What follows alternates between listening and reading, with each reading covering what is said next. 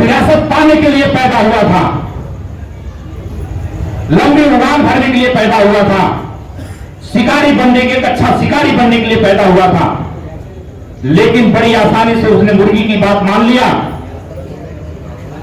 और मुर्गी की जिंदगी जीते जीते वो मर गया। तो आप लोगों को ये ध्यान दीजिए, कभी मेरा बच्चा कमजोर नहीं हो सकता, मेरा बच्चा ये नहीं करेगा, मेरा बच्चा वो नहीं करेगा, मेरा बच्चा ये कर भी नहीं सकता। कौन कहता है मेरा बच्चा नहीं कर सकता?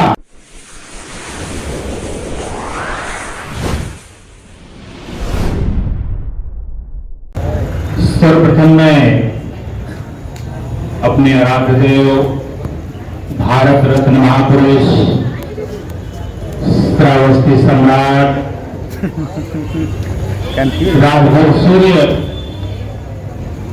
राष्ट्ररक्षक महाराजा सुहेलदेव जी की चरणों में श्रद्धा का सुमन अर्पित करते हुए आज इस मंच पे विराजमान मंचासीन आदरणीय माननीय सम्माननीय श्रद्धेय मान्यवर, मैं आप सभी लोगों का तहे दिल से, दिल की गहराइयों से हार्दिक अभिनंदन वंदन एवं स्वागत करता हूं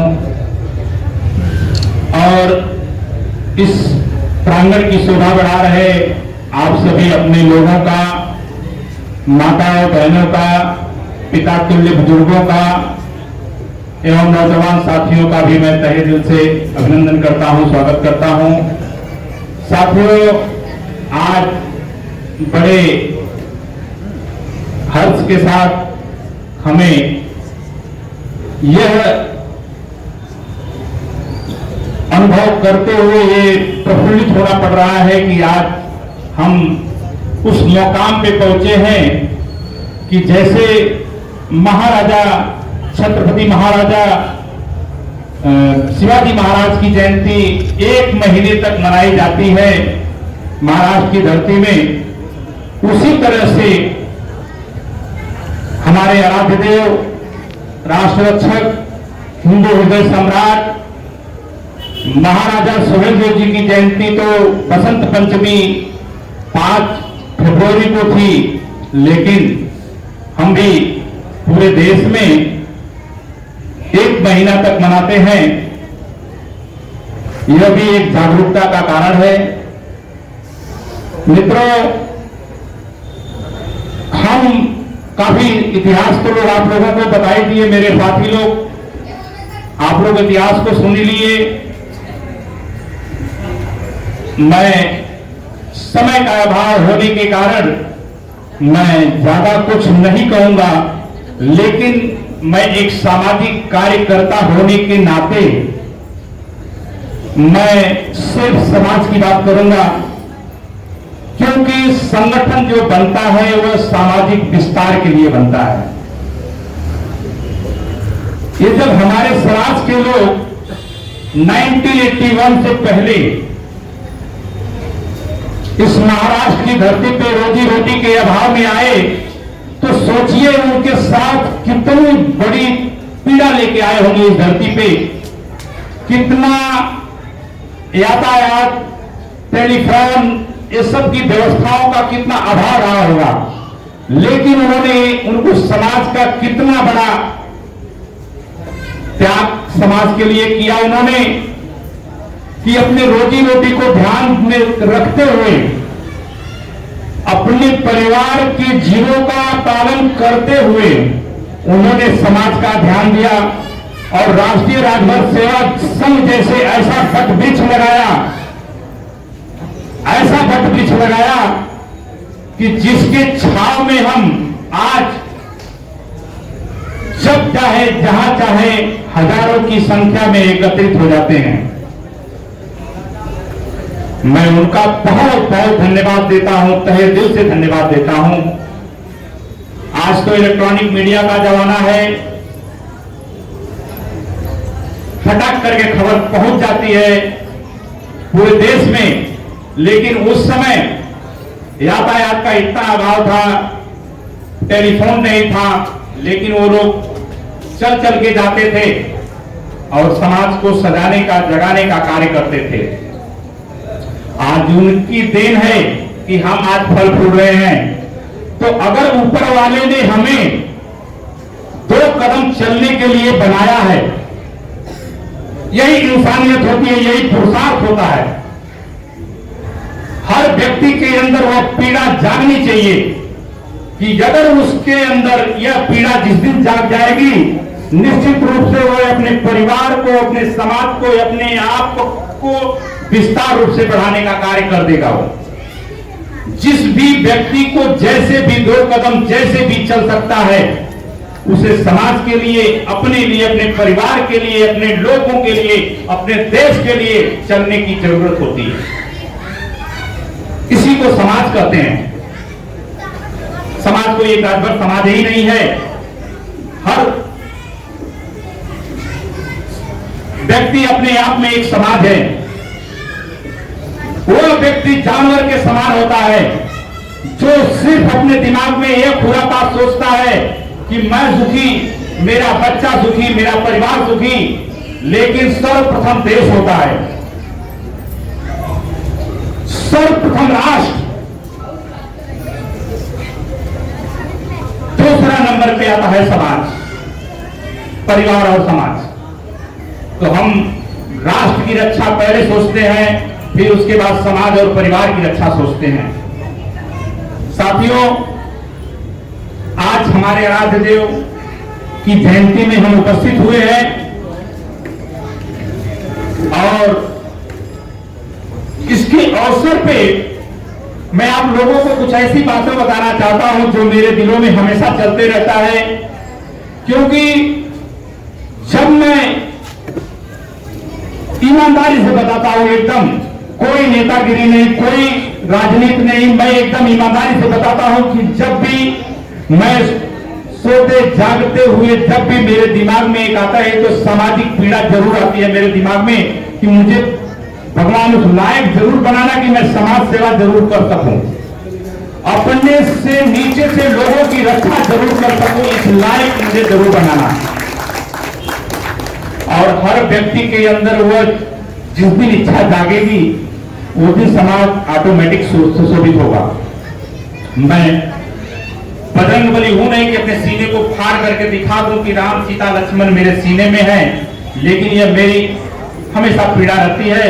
जो बंधु मुझसे परिचित है वह निश्चित रूप से इस बात को जानते हैं। साथियों, कभी कभी लोग कहते हैं कि माताएं बहनें कभी कभी कहती हैं कि मैं कमजोर हूं, मेरा बच्चा कमजोर है, हम इस समाज से हैं, हम ये चीज नहीं कर सकते। अपने बेटे को बताते हैं, बच्चे को बताते हैं कि हम ये नहीं कर सकते, हम वो नहीं कर सकते।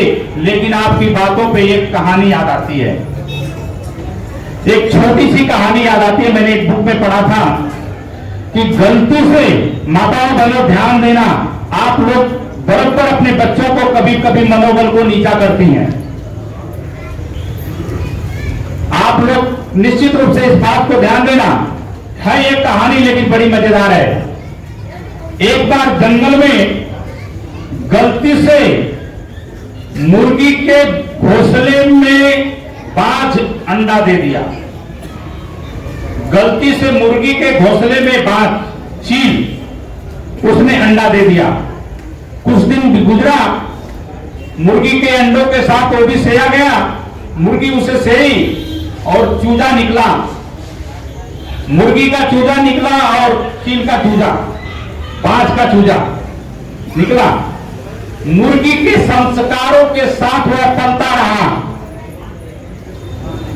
जिस तरह से मुर्गी अपने पैरों से खोद करके जमीन दाना चुनती थी, उसी तरह से बाज का बच्चा भी उसी तरह से जमीन को खोदता था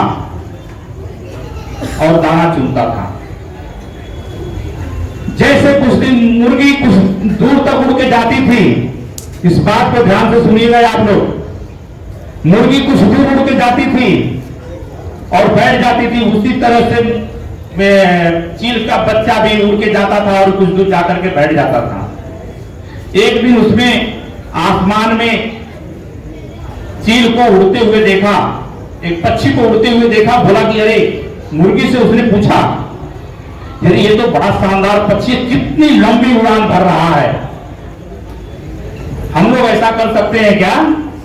मुर्गी बोले नहीं नहीं नहीं नहीं, तू नहीं ऐसा कर सकता है, तू एक मुर्गी है, वो एक शानदार पक्षी है, बहादुर पक्षी है, लड़ाकू पक्षी है, वो बाज है, चील है, ऐसा तो कर ही नहीं सकता। जाने दे, तू दाना जमीन खोद, दाना चुन, यही तेरा काम है। उतनी आसानी से मुर्गी का बच्चा उसकी अपनी मुर्गी की बात को मान लिया। और एक दिन ऐसा आया कि दाना चुनते चुनते और कुछ दूर उड़ान भरते भरते एक दिन समय आएगी, बेचारा वो भी मुर्गी के साथ अपना जीवन त्याग दिया। वो तो विरासत पाने के लिए पैदा हुआ था, लंबी उड़ान भरने के लिए पैदा हुआ था, शिकारी बनने के, अच्छा शिकारी बनने के लिए पैदा हुआ था, लेकिन बड़ी आसानी से उसने मुर्गी की बात मान लिया और मुर्गी की जिंदगी जीते जीते वो मर गया। तो आप लोगों को ये ध्यान दीजिए, कभी मेरा बच्चा कमजोर नहीं हो सकता, मेरा बच्चा ये नहीं करेगा, मेरा बच्चा वो नहीं करेगा, मेरा बच्चा ये कर भी नहीं सकता। कौन कहता है मेरा बच्चा नहीं कर सकता? मेरे बीच में बड़े अभाव में मेरे बीच में बैठे हुए हैं हरीश राजभर, मेरे साथी हैं, मेरा अच्छा भाई है, लेकिन आज उनका ठीक है, स्थिति बहुत ठीक नहीं है, लेकिन मैं जब उसके बच्चों को, दोनों बच्चों को जब देखता हूं, वो अच्छे स्कूल में पढ़ा नहीं सका, लेकिन आज वो बच्चे स्टेट लेवल के छोटे छोटे बच्चे हैं दोनों, उनके अंदर मुझे एक सुनहरा भविष्य दिखता है। वो एक दिन वो बच्चे समाज का नाम रोशन करेंगे। सुबह 5 बजे से लेकर के 9 से 10 बजे तक वो दोनों बच्चे मैराथन की तैयारी करते हैं, रनिंग की तैयारी करते हैं। और आज वो दोनों बच्चे स्टेट लेवल पे जाकर के अच्छा मौका हासिल कर रहे हैं, जो कि एक गरीब परिवार में पल रहे हैं। तो कभी भी अपने बच्चों को कमजोर मत आप समझिए, उससे इतनी प्रेरणा दीजिए कि वह गलत न करे, लेकिन यह जरूर कहिए कि बेटा तू किसी से कमजोर नहीं है, तू विरासत पाने के लिए पैदा हुआ है। अगर इंसान बन के पैदा हुआ है तो तू विरासत पाने के लिए पैदा हुआ, दोबारा इस धरती पे विरासत इंसान बन के नहीं पैदा होगा। तुझे कुछ करना है, अपने माँ बाप का, अपने समाज का, अपने देश का नाम रोशन करना है, वो प्रेरणा भरिए अपने बच्चे के अंदर। निश्चित रूप से वो बच्चा तरक्की करेगा। हर माँ बाप को अगर पड़ोसी का बच्चा अच्छा कुछ करता है तो अपने बच्चे को उससे सीखने की जरूरत है, उससे जलन करने की जरूरत नहीं होती है। और संगठन तो बना है, कलयुग है, कलयुग में कहा गया है संगे शक्ति कलयुगे, कलयुग में संगठन ही सबसे बड़ी ताकत है। संगठित बन सदा रहिए, भ्रम भेदभाव तनाव को छोड़ो, सबकी पहचान बने जिससे साथ समाज लगाव को जोड़ो। तो संगठन तो बहुत बड़ी ताकत होती है। शिक्षा और संगठन जिस व्यक्ति के अंदर, जिस परिवार के अंदर, जिस समाज के अंदर ये प्रेरणा आ जाए, वह निश्चित रूप से कभी नाकामयाबी को देख ही नहीं सकता हो, कभी भी वो कामयाब होगा, निश्चित रूप से वो कामयाब होगा। आज बहुत सारे वक्ता घर बैठे हुए हैं, समय का अभाव होने के कारण उन्हें बोलने का अवसर नहीं मिला। इसके लिए मैं मराठ शाखा की तरफ से मैं आप सभी लोगों से क्षमा चाहता हूं कि कम से कम इन्होंने कोरोना काल के प्रोटोकॉल को पालते हुए एक छोटा कार्यक्रम किया, रिस्क लिया, सामाजिक कार्यों का निर्माण किया, रचनात्मक कार्यों का निर्माण किया। ये भी हमारे लिए एक बड़ा बड़ी अच्छी बात है। मैं ज्यादा कुछ तो नहीं कहूंगा। मैं इसके साथ यहाँ के शाखा अध्यक्ष आदरणीय किशन राजभर जी, महामंत्री आदरणीय समिति कवि जी, मैं इनको कवि जी करके बुलाता हूं, कवि भी हैं, बहुत अच्छी अच्छी कविताएं लिखते हैं और मेरे भी साथ दिख नहीं रहे हैं मेरे प्रिय अनुज राजेश राजभर जी, जो कि बहुत ही मेहनती, और वह 15 दिन पहले से ही मुझे फोन कर करके कहने लगे कि अध्यक्ष जी आपको आना है, और लेकिन आज बेचारे दिख नहीं रहे। मैं पूछ भी नहीं पाया कि वो गए कहाँ हैं। और मेरे बड़े भाई बुंदालाल राजभर जी, आदरणीय बड़े भाई हम लोगों के मार्गदर्शक प्रकाश राजभर जी, आदरणीय काशी मीरा भाईंदर शाखा के अध्यक्ष हमारे ये शैलेंद्र राजभर जी, कांदीवली के अध्यक्ष आदरणीय राम भाई, मरोड़ पाइपलाइन के अध्यक्ष हमारे बीच सामने बैठे हुए हैं, शंभू राजभर जी हमारे बीच बैठे हुए हैं, हमारे कोषाध्यक्ष आदरणीय श्याम भाई, हमारे उपाध्यक्ष आदरणीय रमाशंकर भाई, और हम सबके गार्जियन स्वरूप आदरणीय आप मनोहर सेठ जी, मैं आप सभी लोगों का बहुत बहुत धन्यवाद देता हूं। आप लोग इस कार्यक्रम को सफल बनाने के लिए अभी तक यहाँ पे बैठे रहे, उपस्थित रहे, आप लोग आए, और खास करके मैं अपनी माताओं बहनों का भी बहुत बहुत धन्यवाद देता हूं। आप लोगों ने अपने धैर्य का आज परिचय दिया कि सामाजिक पीड़ा आप लोगों के दिलों में भी है, इसके लिए आप इतना देर तक अपना चूल्हा चौका छोड़ करके भी आप बैठे रहे, इसके लिए मैं खास करके आप लोगों का बहुत तहे दिल से धन्यवाद देता हूं। और आप सभी लोगों का हमारे बीच मीडिया प्रभारी चैनल के डायरेक्टर हमारे अखिलेश भारद्वाज जी, संतोष भारद्वाज जी, हमारे प्रिय अनुज उभरते हुए कलाकार, जरा खड़ा हो जाइए, सुरेंद्र सरगम जी यही भी कही है, अनिल राजभर जी, और हमारे परम मित्र आदरणीय कमलेश जी, आप बहुत बढ़िया गाना गाते हैं। इस समय आप किसी फिल्म में काम भी कर रहे हैं, भोजपुरी फिल्म में। मैं तहे दिल से आप लोगों का धन्यवाद देता हूं। यह कार्यक्रम तो बहुत बड़ा विस्तार के रूप में होता है, लेकिन कोरोना काल को देखते हुए बहुत हर शाखाओं में लगभग हमने सूचित किया था कि हर शाखाओं में ये कार्यक्रम होना चाहिए, और आज आप लोगों ने इसका हमारे आदेशों का पालन किया कि सभी शाखाओं में लगभग छोटे छोटे रूप में मनाई जा रही है। ये भी एक बहुत अच्छी बात है, और आप लोगों का त्याग, आप लोगों का परिश्रम, आप लोगों की हिम्मत एक दिन रंग लाएगी, और यह समाज आगे चलकर बहुत तरक्की करेगा। मेरी यही शुभकामनाएं हैं। जय हिंद, जय भारत, जय महाराष्ट्र।